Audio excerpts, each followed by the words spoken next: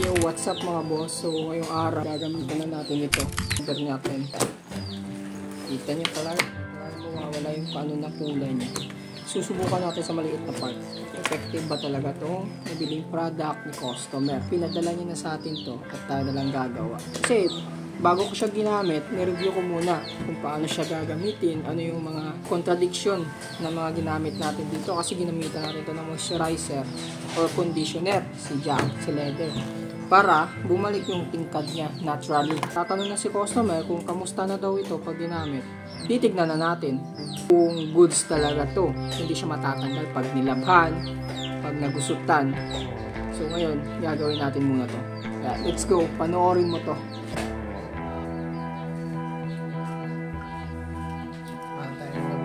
Let's go.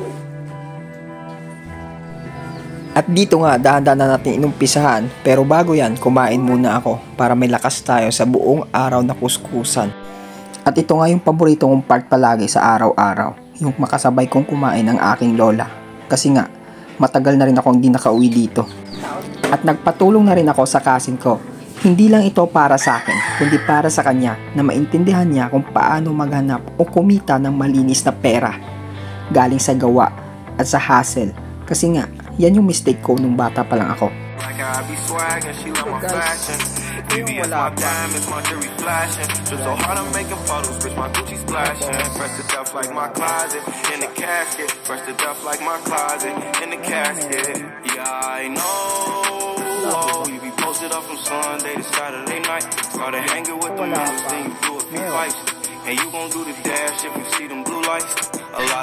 Tiyagaan mo lang, may labor ka sa akin mamaya. Ganyan talaga pag naghahanap ka ng pera.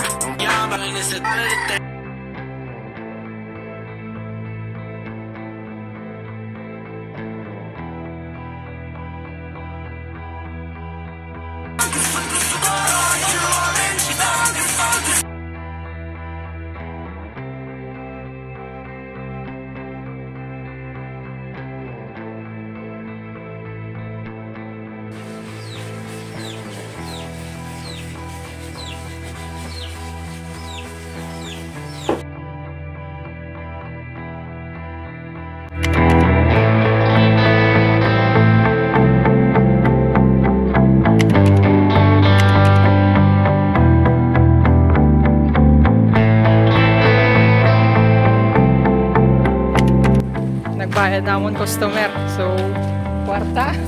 Pamahaw. Kwarta uno ya. Oh. Thank you. Ay, maliwat pa ta. Wag naman. Ngita. Sa mga gusto mo, Pobra Kalo jacket. Oh. May backup na ko. Pobra lang ka mo guys.